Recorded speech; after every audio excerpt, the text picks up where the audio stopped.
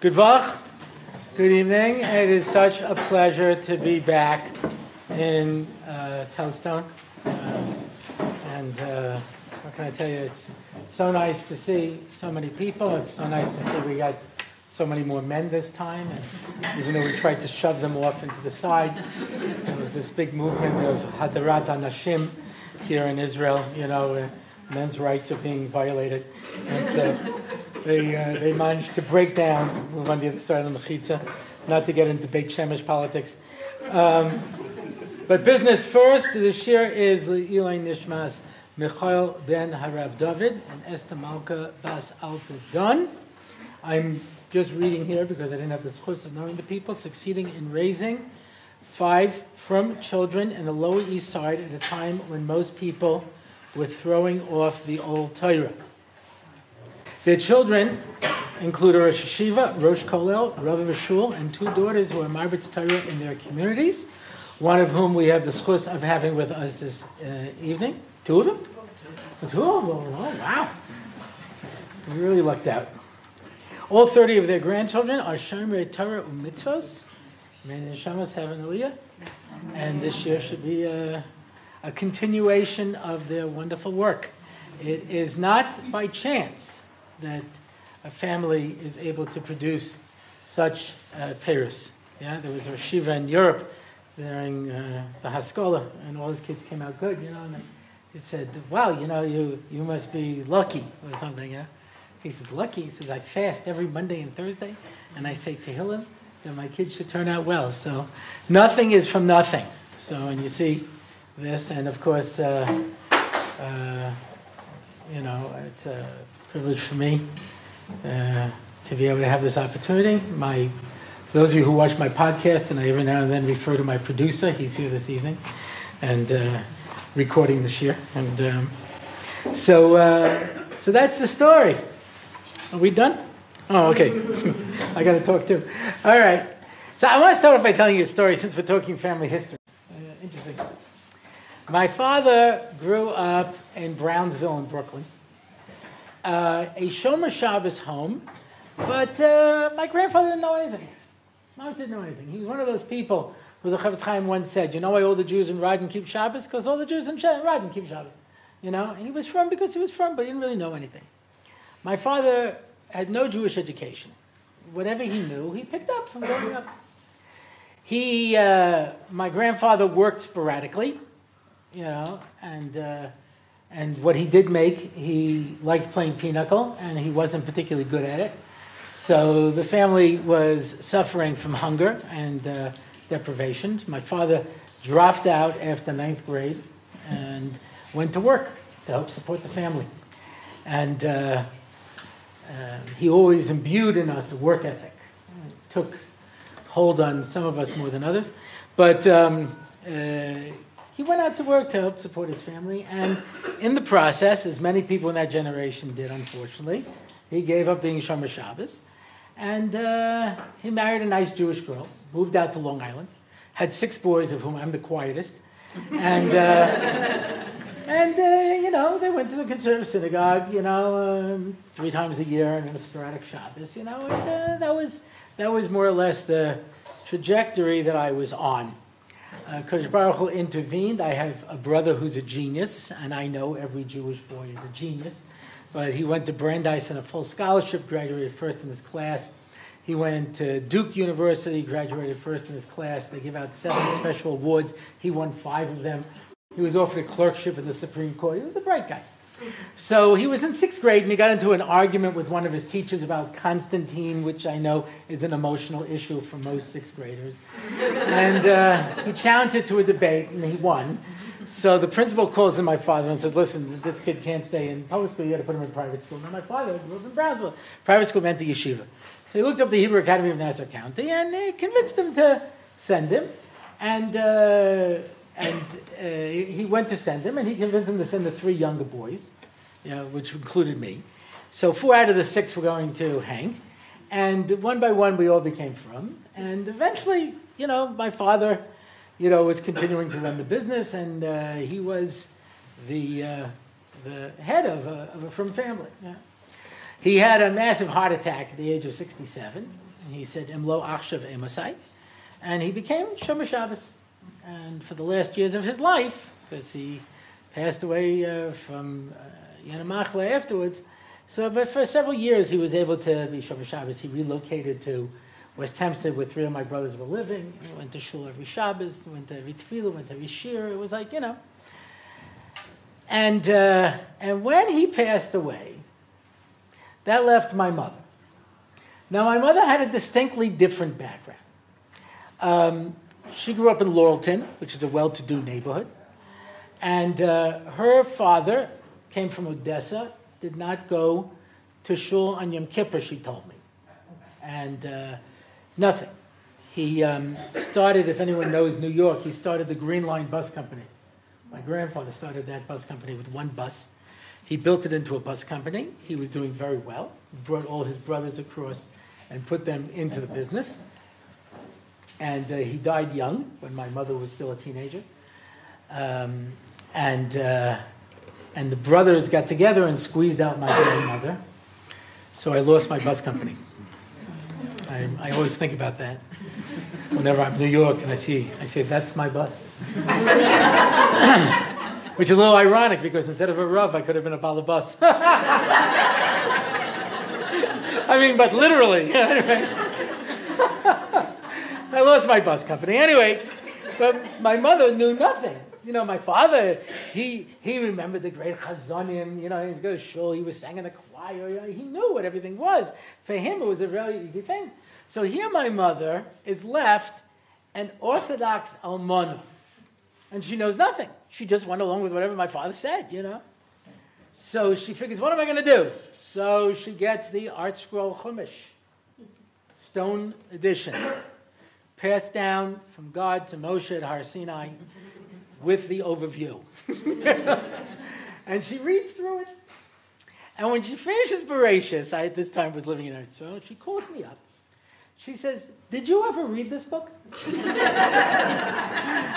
I said, yeah, I have a familiarity with it, She says to me, these are not nice people. Now, this is so interesting because when you grow up in a particular context, you take a lot of things for granted. You don't even think about things,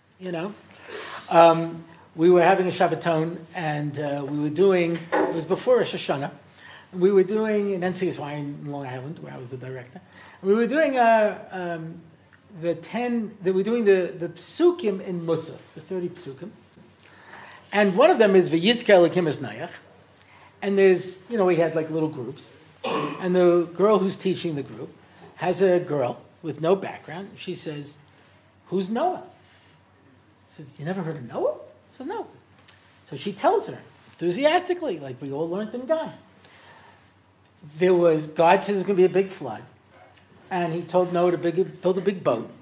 And he took 2 of every animal and put it onto the boat. And then it rained for 40 days and 40 nights. The entire world was covered with water, And eventually he came out, and from there he populated the world. She looks at him and says, and you believe that?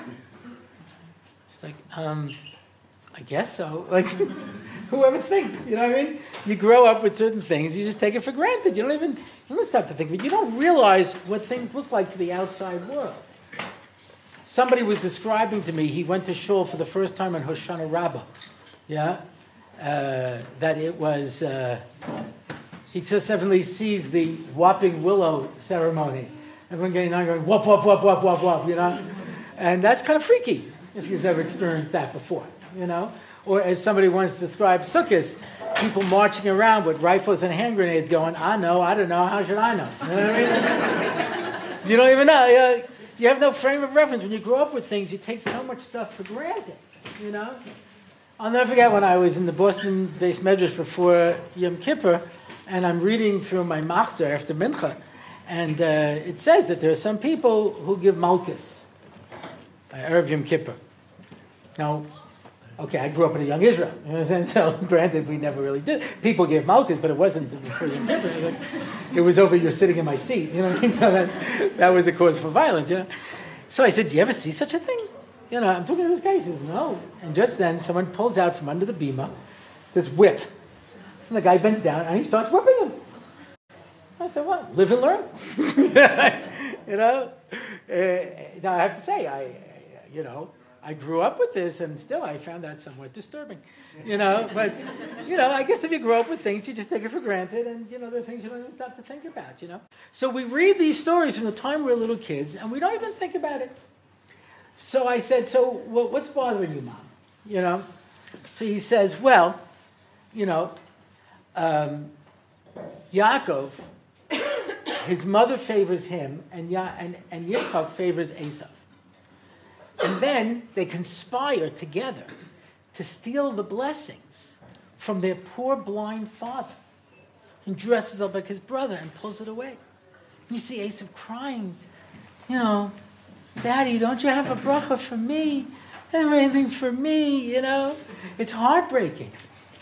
And then he goes off, and Leah tricks him and dresses up like her sister. And has to end up now marrying two sisters. And he loves one, he doesn't love the other. That's not very nice. And then he has children, and he favors one of the children over the others. So the other ones become jealous. Well, of course that's going to happen if you favor a child. Yeah? She didn't add in that, of course, I was her favorite. But okay. Thank God she never brought me a nice coat, or that would have been the end of me. But anyway, so he says, and so what do? They try to kill him. And instead they sell him into slavery. And then once he has the chance and he has the power, he turns the tables on them, and he throws them into prison, and he tortures them, and gives them all these terrible things. I said, anything else? She says, no, that'll do. I said, well, it's good talking to you, Mom. Let's do this more often. And, when you hear it put in that kind of a context, when you take it out of the eyes of Chazal, when you put it into perspective, these things can be very disturbing. Well, frankly, it can be very disturbing when you're looking at it from an outsider's point of view and you're reading what's there. Yeah? Now, there's a world out there called Bible scholarship. Right? Bible is taught in universities, and there are scholars who study it. And among the Bible scholars, there are different schools of thought. There are what are called the minimalists and the maximalists. Yeah? The minimalists are the ones who eschew midrashim and mefarshim and go with the basic story. What's written there is written there. And you understand it on a simple level. That's what it is. They were jealous of him. They were angry. That's what it says, yeah. There are regular people like me and you. And I'm always amazed when I hear this. I've spoken to minimalists, yeah. I said, regular people like me and you? You would kill your brother over a coat?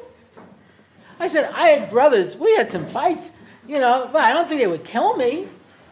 Sell me into slavery? I don't know. But kill me over a coat? They might just take it from me.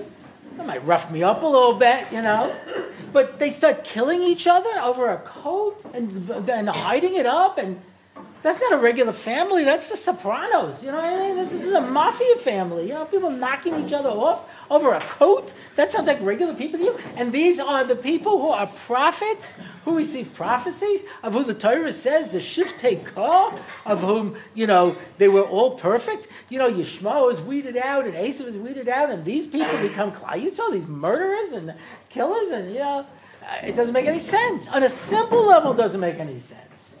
And that's why, when we say the Torah can be understood in 4 levels, right? Pardes, Pshat, Remez, Drash, and Soid.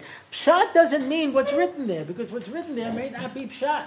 Sometimes you have to use your intelligence just to read the story to come up with Pasha Pshat, and that the Pshat is not just what's written there. It doesn't make any sense. If you look at it, you have to understand it on a deeper level. So, I would like to answer all my mom's questions and put it into a context. I had a Rebbe once who said to me, if you really want to understand anything in Judaism, you got to start in Gan Eden and go all the way to Mashiach. Now, to be fair, when I started going to Rav Moshe Shapiro, that was never his position.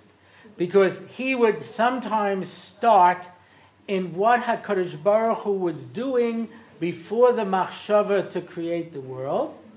And I remember one time he took us to the year 10,000, after that 1,000 years when the whole world is water and we're all floating above it.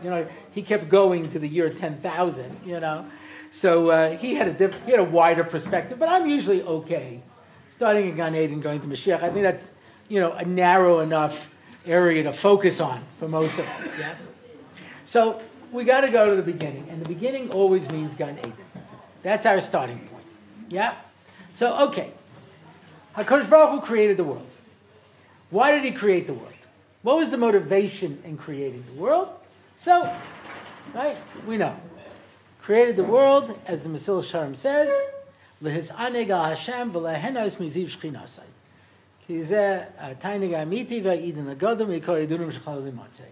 We were created to get the greatest possible pleasure. That's why God created us. Not to serve Him. We're not here to serve God. I was speaking in a prominent Beis Yaakov seminary once, and I said, if you're Jewish, just because you were born Jewish, so you're saying if I was born Christian, I'd be Christian. If I was born Muslim, I'd be Muslim.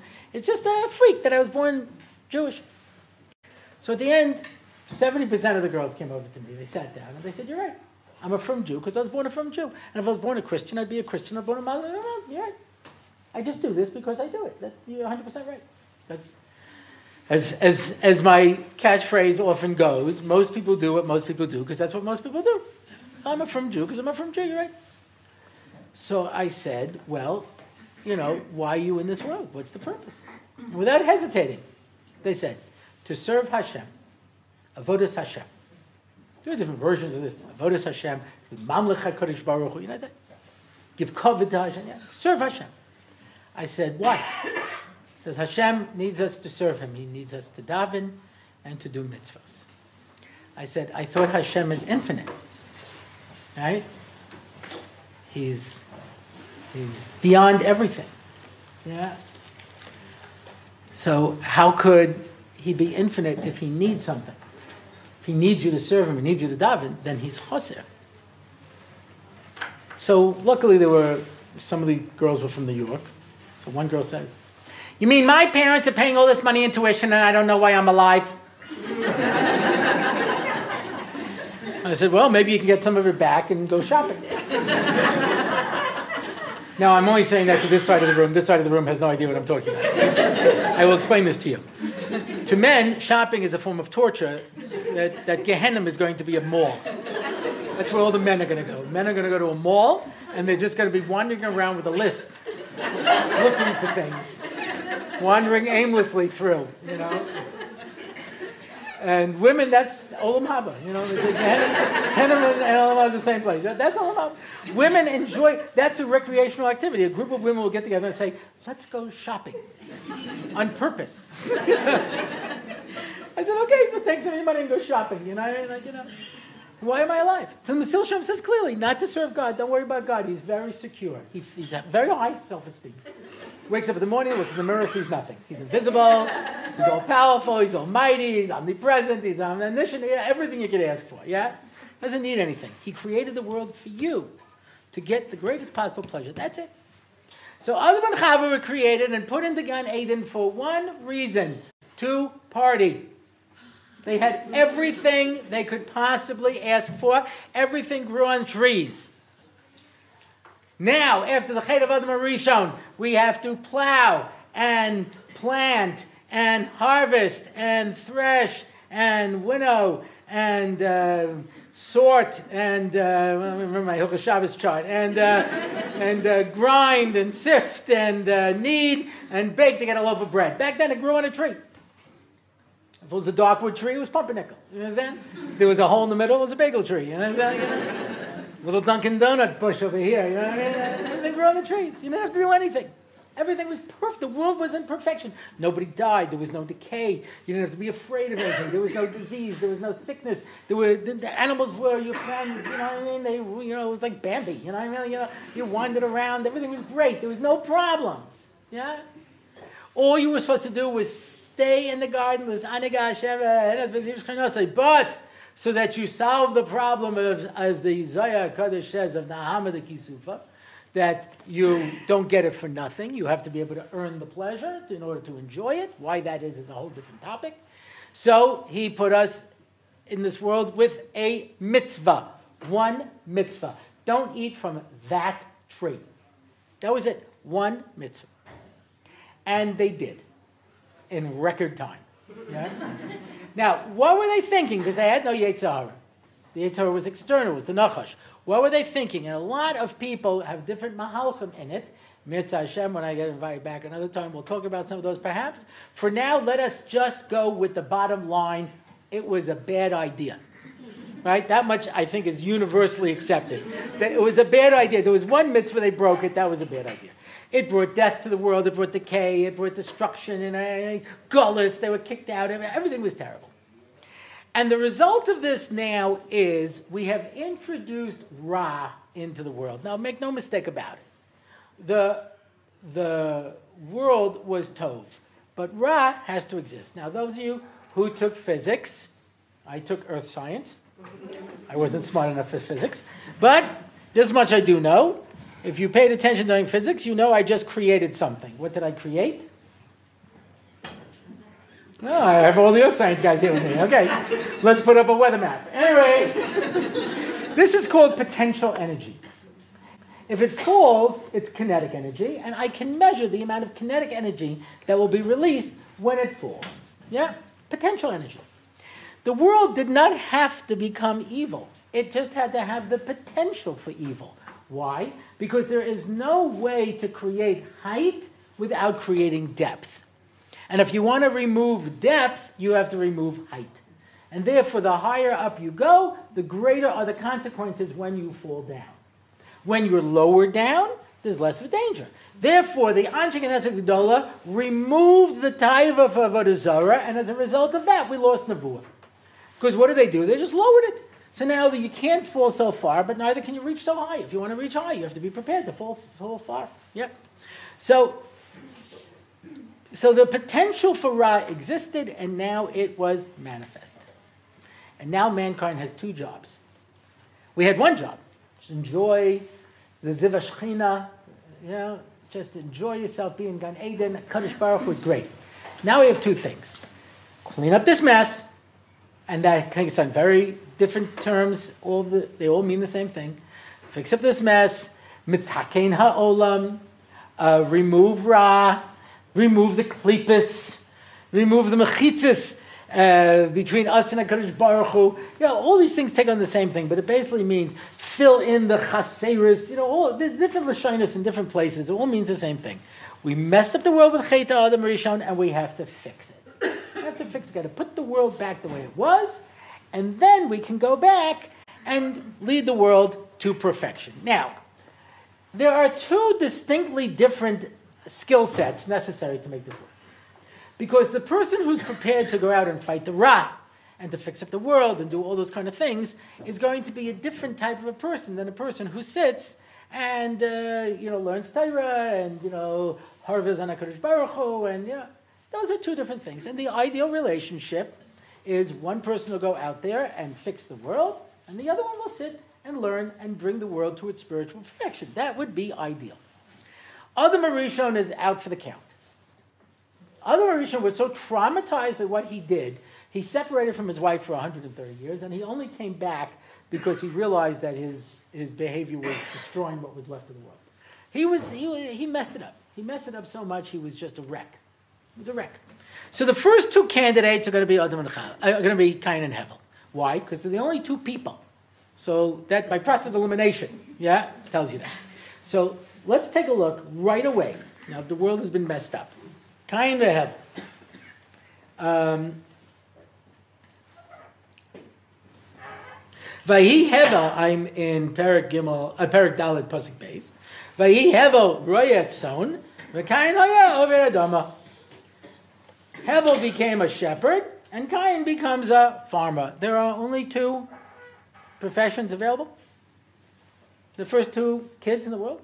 One should have been a doctor, one should have been a lawyer. One becomes a shepherd, and one becomes a farmer. Why these professions? Says Rashi. Roet son. Why did he become a roet son? Lefi sheniskala ha'adama Pirish lo me'avodasai.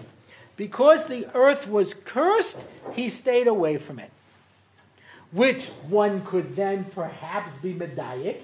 Why did Cain become a farmer? Because the earth was cursed. Because he decided to try to fix the world. And therefore, where was the Ra now? Where was the Ra manifest? HaKadosh Baruch Hu says, because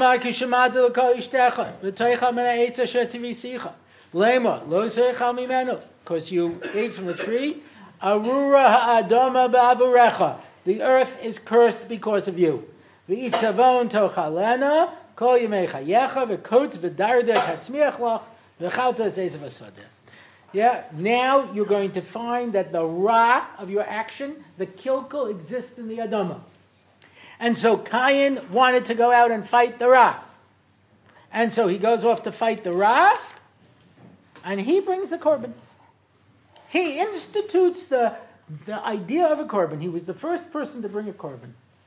And Hevel copies him, and Hevel is accepted, and his isn't. And Hevel and Cain is very upset. What are you angry? What are you depressed? Halom teitiv seis, v'im lo seitiv, lepesach chatas rofetz, v'lechat shkur sova, totim shalbo. Gives them a whole mussar shmuz. Wouldn't that be great? Every time you're about to speak Lashon Hara, Kadosh Baruch Hu comes to you and says, you know you don't want to do this. You went to the Kenneth last year. You heard of Pesach Kron. Don't do this. Don't speak Lashon Hara. You know what I mean?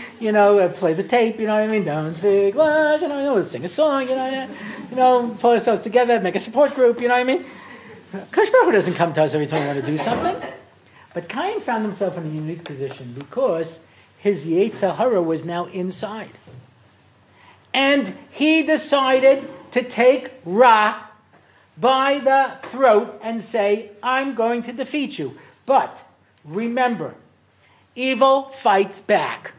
Not only does it fight back, it doesn't play fair. The bad guys never play fair. You turn around, walk 10 paces and shoot. As soon as you turn around, he shoots you in the back. You understand? They don't play by the Marquis of Queensberry rules. They don't play fair. You know why? Because they're evil. And evil are evil, and they don't play by rules, and they're bad people. You won't be surprised when they do bad things. Yeah? So Cain is fighting the Ra, but the Ra is getting inside of him. So Kadosh Baruch Hu says, you can beat this. Don't give in. Yeah?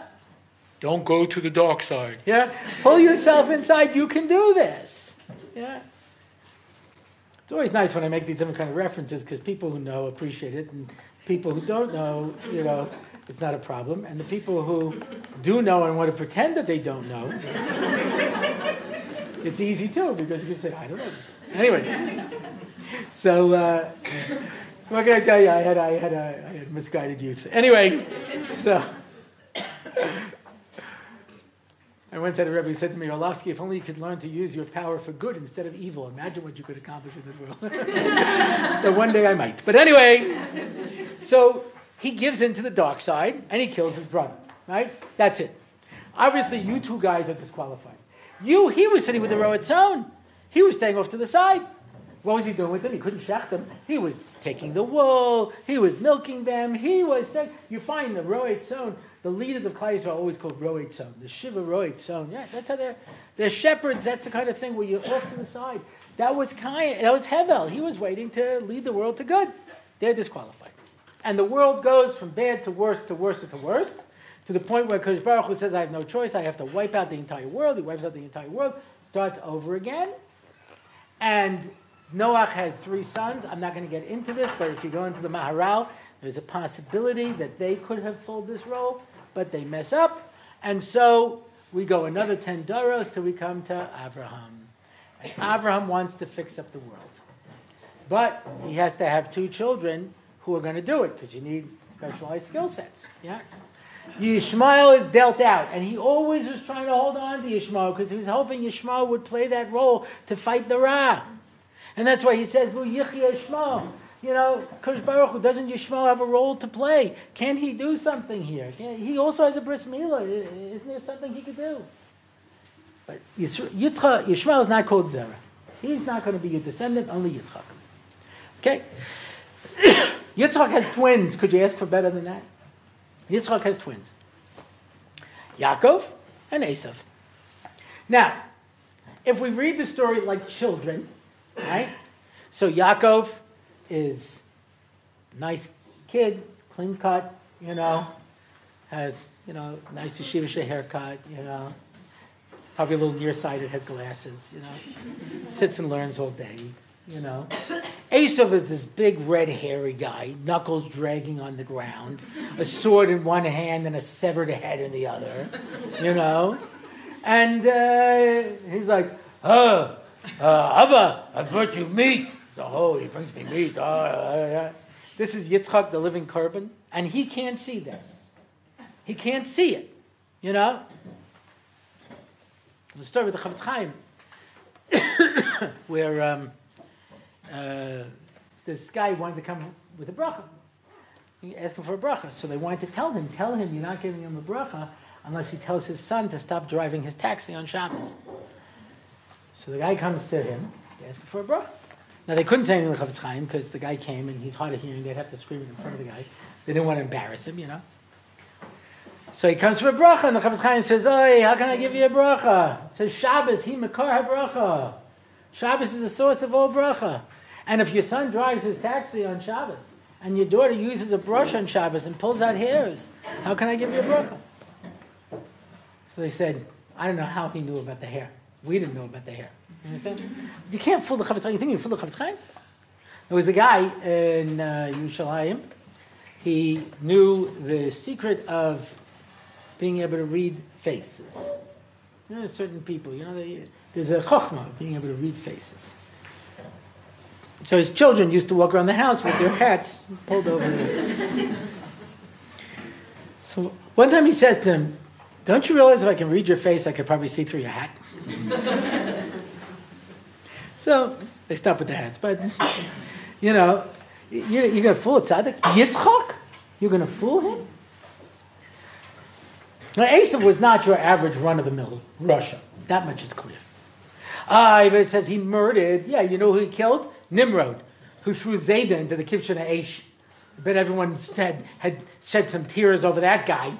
Yeah? And why did he kill him? To take the begodim of Adam Arishon so he could put them on when he served his father. Trust me, if Esau came in here right now and he explained to you why he was doing what he was doing, you would say, if he came in here now, we'd stand up for him. Yeah?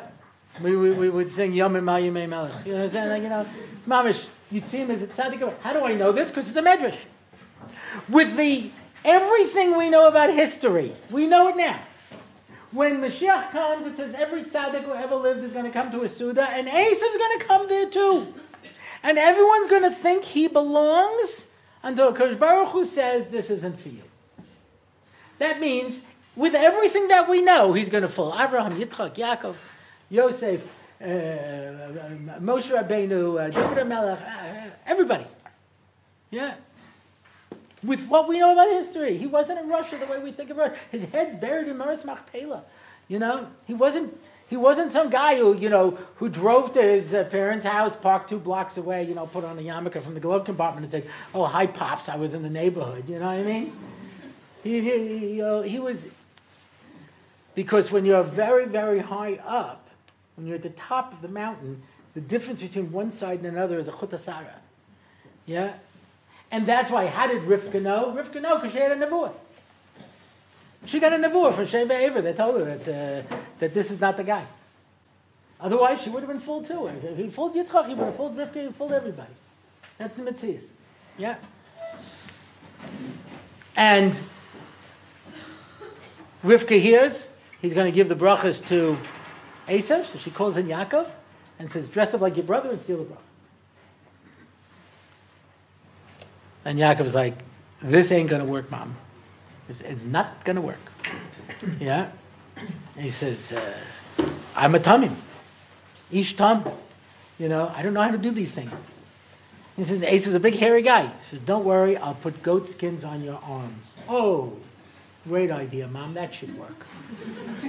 "I don't think this is a good idea." And she says, as the Targum says, "I'm a Navi. I'm telling you this b'nevuah. Do what I tell you." And he dresses up and steals the brachas. Now let me ask you a question.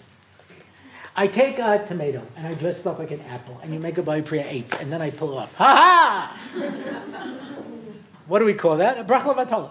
If I think I'm giving a bracha to Esav and it's really Yaakov, then how in the world is that supposed to work? How is that supposed to work? Yeah. So I thought I was giving the bracha to Yaakov. So Esav walks in and says, "Who was that?" That was Yaakov. Huh, that's pretty funny. Anyway, let me give you the brachas. I can't give you. You can't steal a bracha. Where do you keep it? Esav's going to go take it back. Where's my bracha? Give it to me, you wise guy. You know what I mean? You can't steal a bracha. No, Rivka had a different cheshbon. She could have just gone over to Yitzchak and said, "Listen, Esav is fooling you. He's really in Russia. Give the bracha to Yaakov."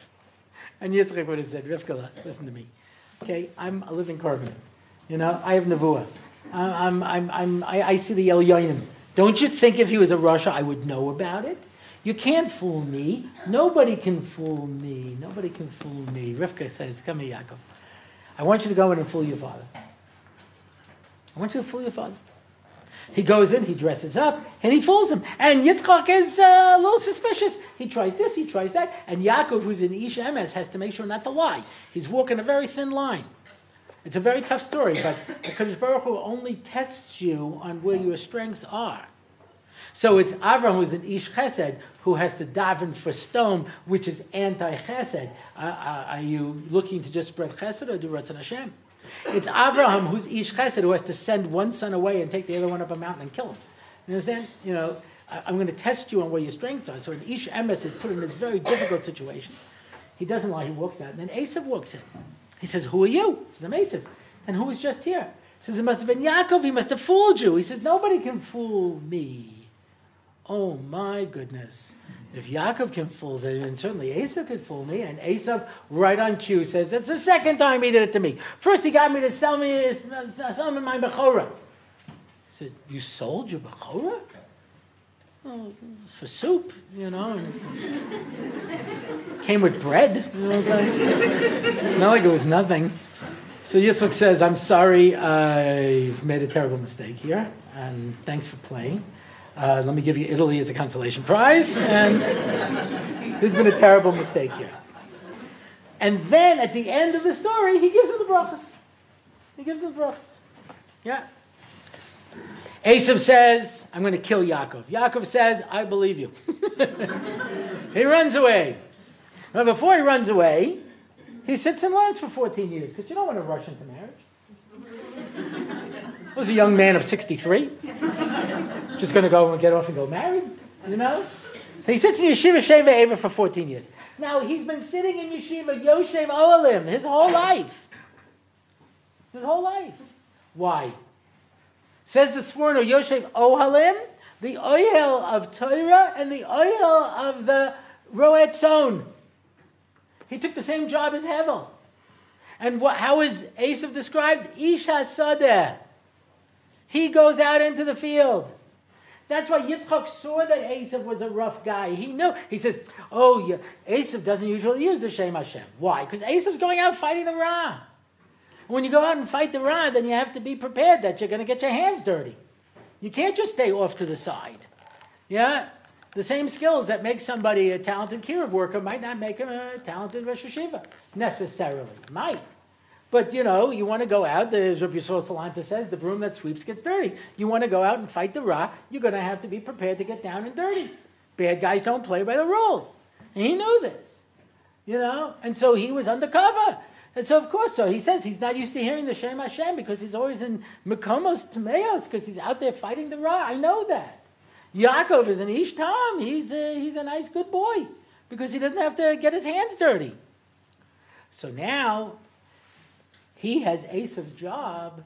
That's why he got the brachas, because now he's got the Esav's job. He's going to have to do both jobs. He can't just bring the world back to completion. He's going to have to go out and fight the Ra. Yeah? So he first goes to Yeshiva Shem and Ever, because until then, he had been in Yeshiva Avraham Yitzchak. That's what the Gemara says. Avraham Yitzchak had a yeshiva. That's where he was learning. But now I have to go and deal with the Umas HaOlam, so I have to go to Yeshiva Shem Ve'ever, where they're going to teach me all about Avodah Zarah and all the things in the world and how to deal with the Goyim. Because now I have the other job. I have to go out and fight the Ra. I have to prepare for it. And so then he comes and he sees Rachel. And he starts crying. I've done that on dates. And there's more to say on this, but anyway. And, he right away says, I'm going to be buried. I say, I'm not going to be buried with you, which I always found was an awkward conversation on the first date. So, tell me about your family. Were you in school? What are you going for? And we were talking to get buried. Oh, okay. No, because I got a couple of spots in Old Montefiore. I don't know if you're interested. Anyway, like my conversation wasn't awkward enough, you know what I'm saying? But anyway, so this is the situation. This is what we're facing over here, you know? He knows that Rachel is the one he's supposed to marry, and everybody knows he's supposed to marry Rachel. Everybody knows that. And Leah was supposed to marry Esau. And everyone knows that. I'm going to say something now a little radical. I've had people who have disagreed with me on this very strongly, because nobody says it besides me, which should make you very suspicious. I'm telling you that up front. But to me, I think it's clear this way. I'm going to say it over. Do not feel obligated to accept this. I'm just sharing with you what I believe to be emes. I'll show you why I think this. Yeah? So, we all know he worked 7 years for Rachel, and then they dress up Leah, and they give him Leah. Yeah. And we talk about Rachel, how wonderful the Mesiras Nefesh of Mama Rachel. She gets a Shweki song. I just want to show you, if you're willing to give up your husband on your wedding night, there's a song waiting for you. Mama Rachel, cry for us again. But Leah doesn't get a song. Because Leah dresses up like her sister and steals her sister's husband. Sketchy. Yeah? That had to be awkward in the morning. Yeah? When he realizes that this is Leah who dressed up like her sister and tricked him. And there's two different approaches in the Medrash. Those who listen to my podcast, I gave one. This is the other approach. The other approach is, he says to Leah, Ramai bas Ramai. Your father's a crook and you're a crook. How did you fool me? Dressed up like your sister and fooled me. So she says, I know. It's hard to believe that a sibling will dress up like a sibling to fool somebody. I can't even imagine somebody doing that to, let's say, their blind father. Oh, wait. I remember a story. You dressed up like Esau and you fooled your father to get the brachas, right? And that was okay because it was for the greater good. Well, I got news for you, sweetheart. Now you're the Bechor. It's a package deal. It comes with me. Yaakov appreciated the point. And yet it did create a certain level of tension. Certainly around Purim time. Anyway. All right, who are you? Anyway, but Leah saw that there was, which means there's two. When Yaakov was Yaakov, he was supposed to marry one of the girls, and Esau was supposed to marry one of the girls. And now that Yaakov has both jobs, he's Yaakov / Esau, he has to marry both girls. He wouldn't have done it unless Leah tricked him into it. Which one was he originally meant to marry? This is the group participation part of the program. Rachel. How do you know? It says where?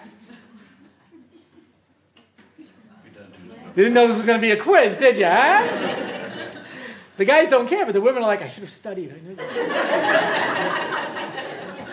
I didn't know there was going to be a test. I've got a daughter, she studies for a blood test. You know what I'm saying? How do you know you're supposed to marry Rachel? What? Rashi. Rashi. You're bringing me Rashi. Huh? Okay. Let's read the Rashi.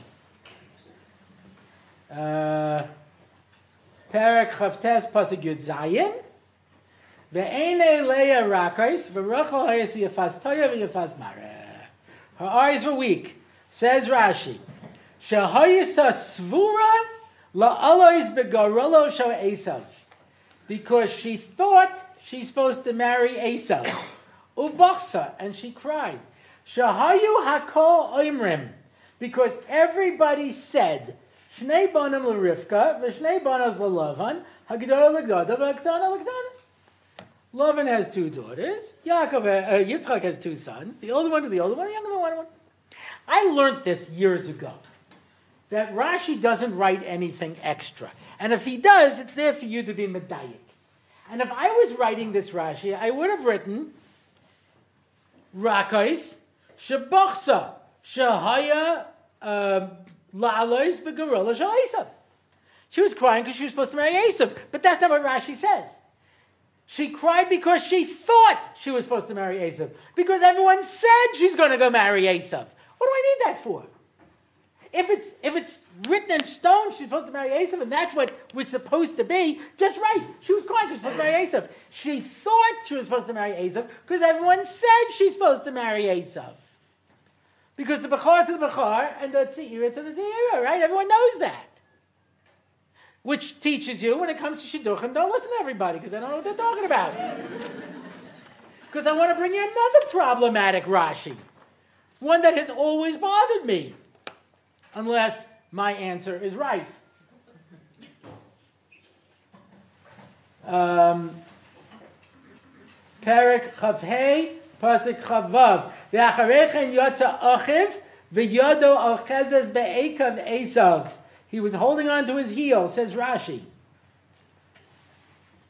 Bedin haya ochez bo la'akvai.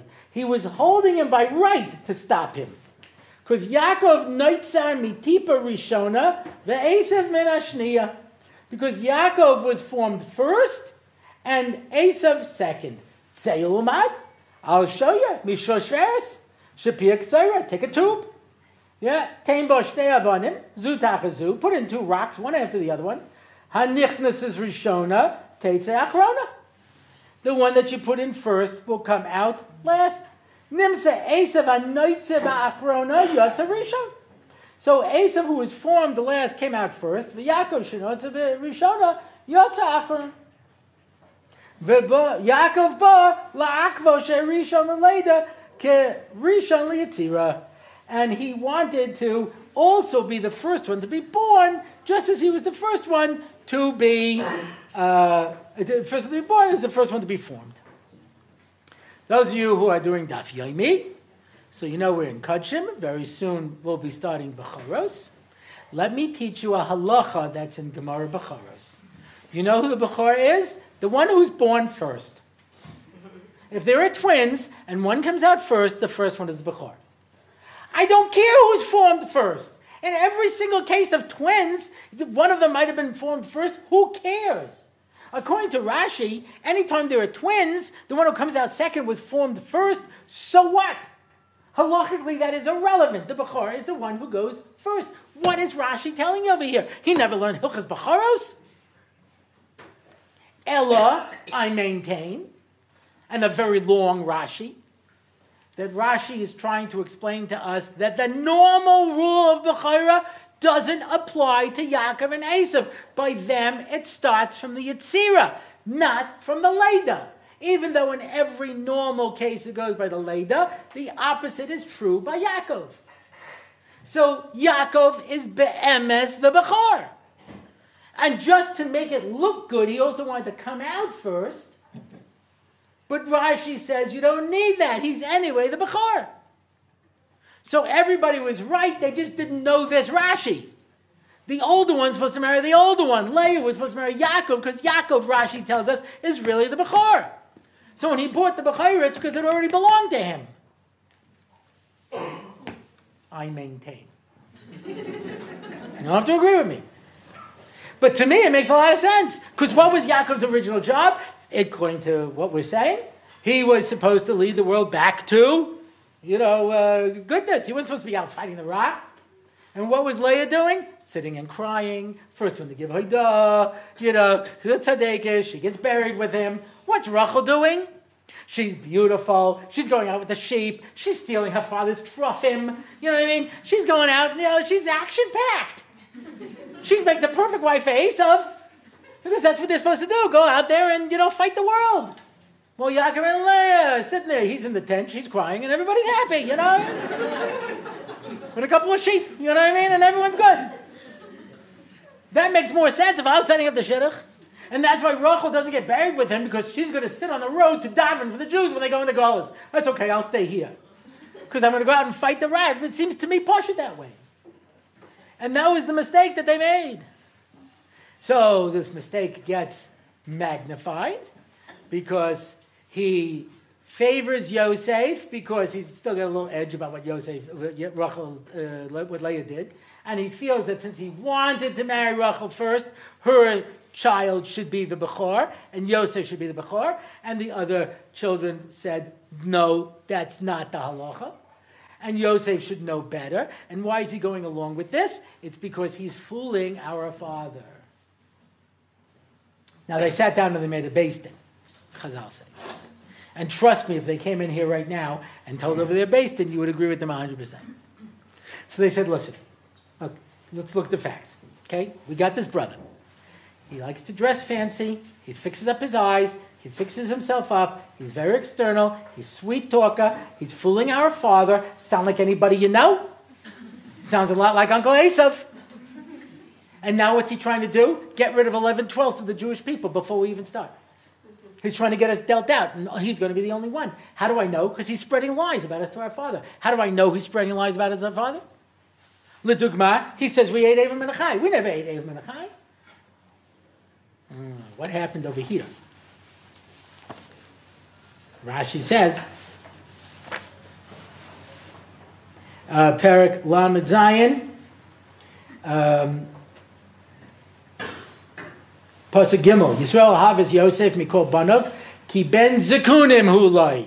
Says Rashi, Unkelis Targum Bar Chakim Hulai, Koma Shalomad Mishem Ve'eva Mosaloi. Everything he learned in Yeshiva Shem Ve'eva, he taught him. Well, let's be medayik in Rashi.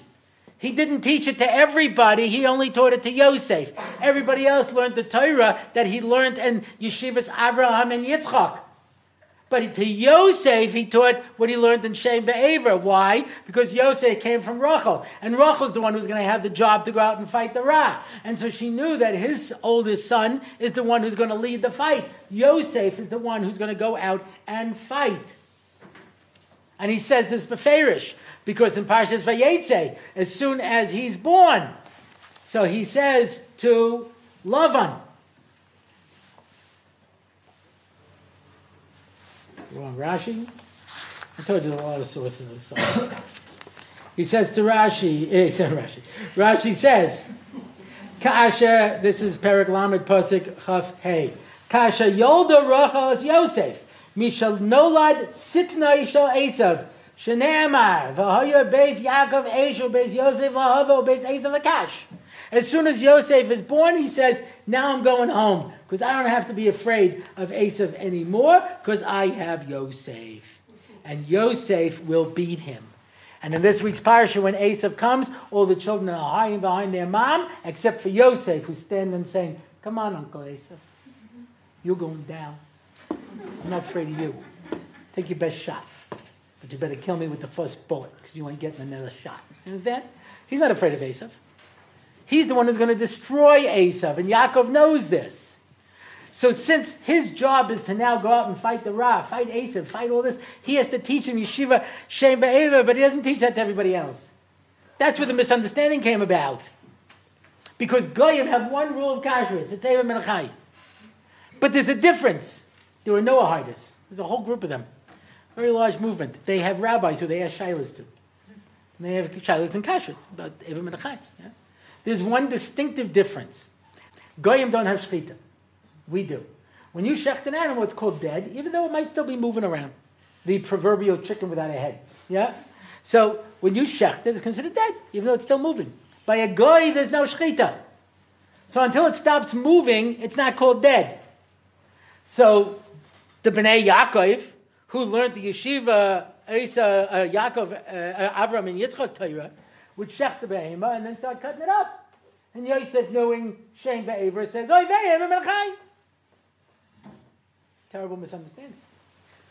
So they decide he's a Rodev, and they want to kill him, and they say, you know what? Let's wait. Wait, sell him into Avdus. Maybe the Avdus will break him. Maybe he'll learn his place. Maybe we can still save our brother. They never thought they did anything wrong. Over 20 years later, when they're standing before Tzafnas Parneach, who's giving them a hard time, they say one to the other, it's because we weren't sensitive enough to our brother when we sold him into slavery. We should have had on a smiley face t-shirt. Should have done it nicer. I'm sorry, Yosef. It's for your own good. Years from now, you'll thank us. Yeah? But they didn't. They didn't.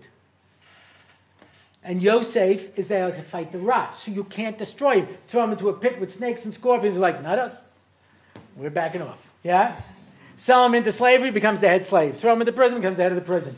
Pull him out of prison and say, we'd like you to become the second command of the country. No problem. I just need a different outfit. You know what I mean? Got one of those hats with a snake. I love those. Yeah? Puts it on. He's ready to go. What do I have to do? Save the world from starvation? Easy schmeezy. Let's get going. Let's get going. He can save the whole life. And then the brothers show up. And it doesn't say he remembers how they hated him. It doesn't say he remembered how they ripped his coat. It doesn't say he remembered how they threw him in a pit and sold him to slavery. It says he remembers the dreams. And there's two dreams. One is the brothers, all 11 brothers have to bow down to me. And the other one is that Yaakov and the brothers have to bow down to me. So I have to make this happen. Because I have to fight the Ra. Where is the Ra now? It's in Klal Yisrael. It's called Sinas Chinam. Because they can't understand that I have a different role to play in the world than they do. And so I'm going to get them to see it. You know why? Because I'm going to get Yaakov Avinu down here. And then I'm going to pull off the little mask and say, ta-da, it's Yosef. And Yaakov's going to say, what are you doing here? And he's going to say, that's a great question. Anybody want to jump in? Shimon, you know, Dad's asking a question. Got anything you want to share? This is caring and sharing time.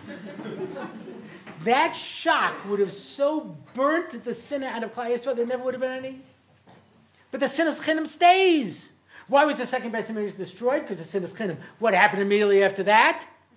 The Asar Arugei Malchus would get killed from Achiras Yosef. Because the Sinas Chinam was never destroyed. The Sinas Chinam that got put into Klal Yisrael. And Yosef was going to break it down. But he didn't have it in him. He didn't have any bad feelings. And that's why when he gets up there and he puts on the tzaf, angry face, and he's yelling at that. He goes in the back room and cries. He doesn't want to go through this. But he has to do it. And so he gets Binyamin down, and they all bow down, and there's the first dream. And then he frames Binyamin, because he knows that Yaakov knows you need somebody from Rachel to fight the Ra, or we ain't getting out of this situation ever. And Yaakov will have no choice but to come down and save Binyamin. And then I'll fulfill the second dream. But he can't go the mile. And he breaks down and he starts crying. And he goes to Binyamin, and they both start crying. About what? Churban Beis HaMikdash. That's what you're crying about now? Sure. Because I just sowed the seeds for it. Because I didn't remove the Sinas Chinam and Klal Yisrael. It's still there. I'll prove it to you. Because after we bury my father, and we're on the way back, what do the brothers say? Perek Nun Pasuk Tes Vav. Vayiru Acha Yosef Kimeis Avihem Vayomru Lo Lu Yistamenu Yosef Hashi Yishalonu Esko Hara Asher Gamalnu Oso. He was just waiting for Dad to die, and now he's going to take us out. And they say to Yosef, Kos Samrula Yosef.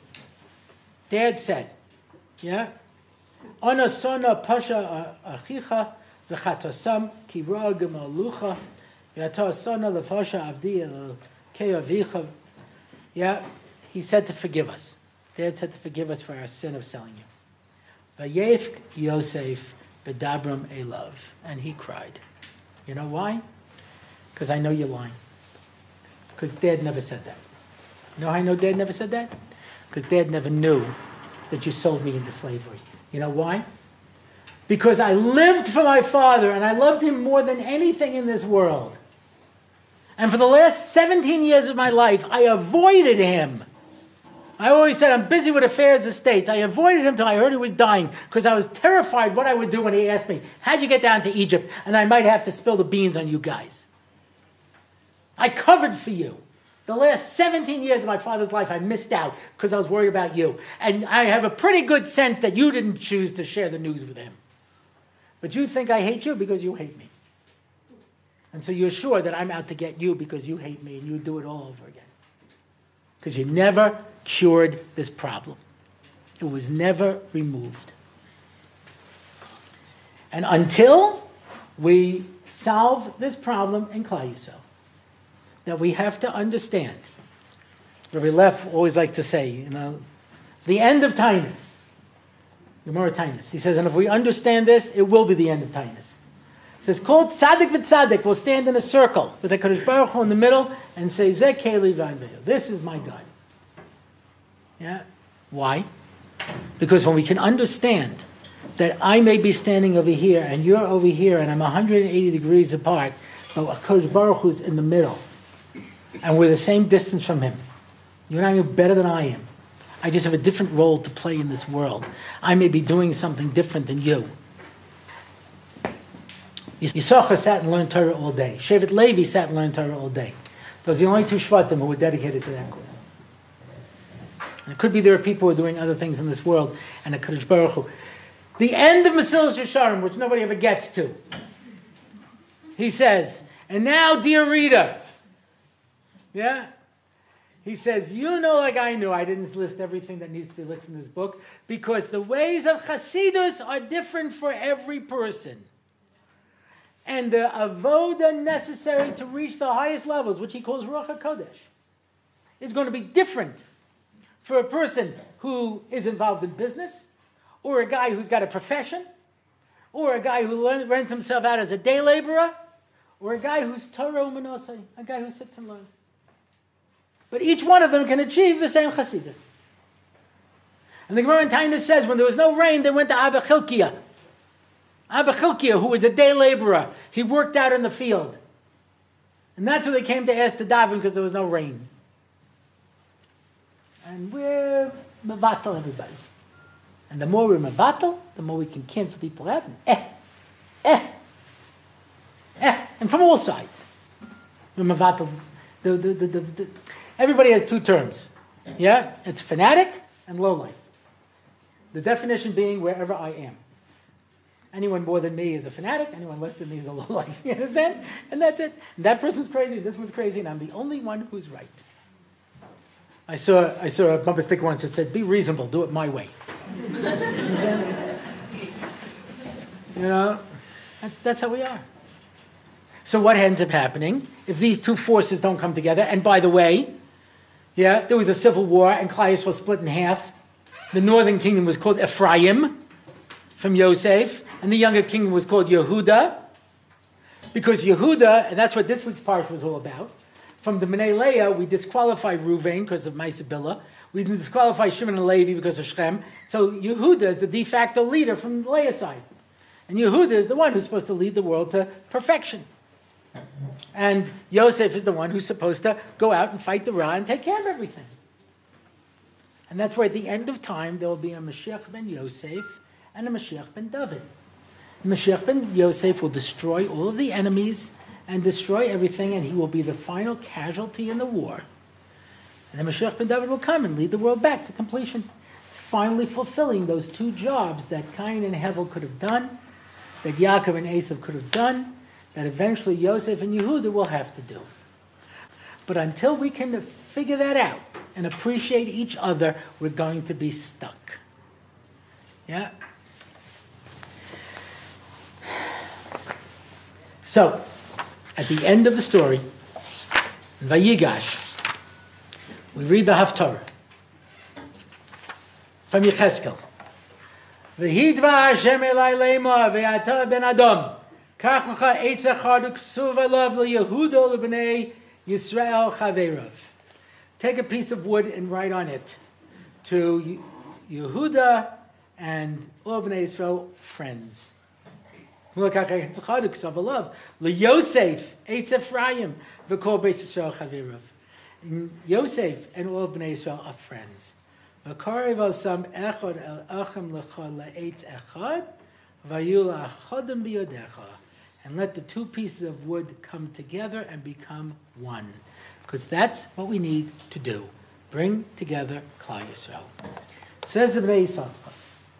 How do you make two pieces of wood look like one piece of wood? You spin it. Like a fan. When a fan spins around, even though it might have wooden slats, they all spin around. It looks like one thing.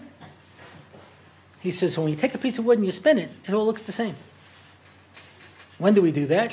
When we play with a dreidel. We spin it around, it all becomes one. And what are the letters on a dreidel? Yehuda, Yaakov is on his way down to Mitzrayim. Perek Memvav Pasuk Chavches. V'yes Yehuda Sholach Lefanav El Yosef Laharav Lefanav Goshna V'yavu Artza Goshen. He sent him to open up a yeshiva in Goshen. Goshen is from the lashon of Vayigash, come back together. Yeah, and Goshen. And Yehuda goes to open the yeshiva, and Yosef's going to be the executive director, and he's going to make sure that everything's taken care of and everything is done, and that's how it's going to be. They're going to work together. And he sends them Goshna, Gimel, Shin, Nun, Hey. Recognize those letters? That's what we write on the dreidel. Goshna. Because on Hanukkah, the Greeks, they had what to offer. You're allowed to write a Sefer Torah in Yavanis. There's Chochmah B'Goyim Tami, if you understand it, where there's worthwhile, if you know how to use it. You have to have that respect. Somebody who's a professional, he went off, got a profession. Everybody looked down on him, and now, he's about tzedakah, and he gives a shir, and he says, if I just sat in yeshiva, nobody have any use for me. But now that I went off, and I became a businessman, I came back, suddenly I'm valuable. And people say, Baruch Hashem, we have from doctors, we have from this, we have from that. But when they left to go off, and we're no use for these people. Understand? Or vice versa, you have Nebuch Balabatim who have no use for people who are sitting and learning. And those bums go out and get a job. I got to give this guy because he hadn't learned and I went to marry off his daughter, you know what I'm saying? Because Baruch Hashem, Klal Yisrael is built on a certain level of mutual contempt.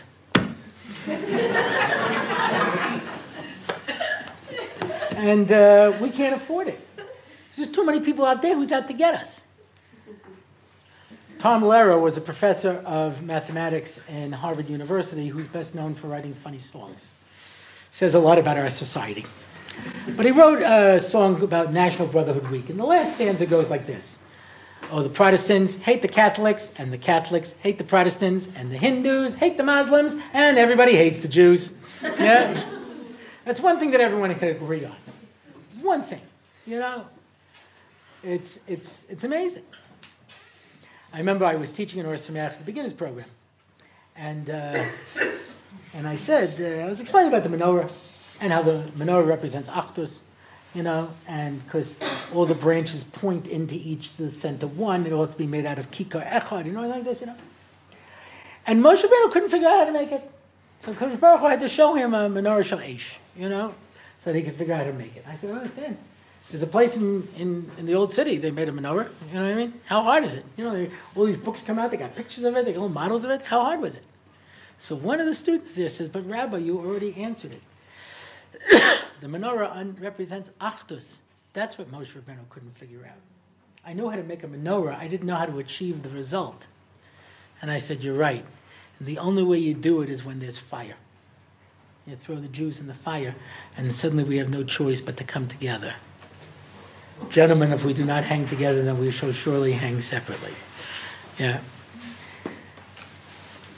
We are at the end of time, say big people. I'm just repeating what I say, what I hear. I'm a simple guy. Yeah. We're at the end of time. And every one of us has to understand that we have to approach these issues like our life depends on it, because it does. And do not be lulled into a sense of false security. Things can turn bad very quickly. Chas v'shalom. Yeah? And that's what the Gemara says. If the Jewish people do tshuva, great. And if not, I will bring a melech kosher kehaman. and then they'll do tshuva. Yeah. I remember when I went to see Rabbi Shapiro after the Twin Towers went down. So he said, this is Gog and Magog. So somebody said, they said the Holocaust was Gog and Magog. He said, well, obviously not. He said they were wrong. So I said, Shoah, He looks at me and he says, David, it says, after Gog and Magog, everyone's going to do tshuva. David, hayat Shoah, asita tshuva? Achrei zeh ata kein ta'aseh tshuva. And he says to somebody, and not like tshuva like we do in Yom Kippur, from the top of our head to the bottom of our feet. Yeah. We can do that because we're motivated by the good, or we can do it because we're motivated by the bad. We can do it because we learn to have an appreciation for everybody. Somebody asked me once, how do you tolerate this or tolerate that? I said, because the HaKadosh Baruch Hu judges you the way you judge other people. That has made me very understanding. You understand? Because I would like HaKadosh Baruch Hu to judge me that way. That's the way to do it. You can forgive yourself some things. I'm talking to this side of the room. This room can't. You understand? You eat yourself up alive about something you did 20 years ago. I suddenly see my wife. She's like this. I said, "What's the matter?" She goes, "No, I never should have let that kid stay back." I said, "She's married with 2 children. You're still worried about what you did in Ghana. Pull yourself together. We can forgive ourselves when we make mistakes. We can forgive other people.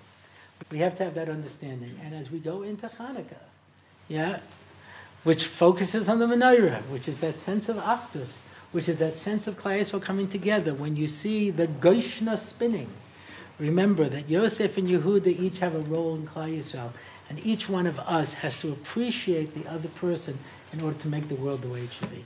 Emir Tzah Hashem. I pray Hanukkah, good vach, and we should all be zeicher to an emes.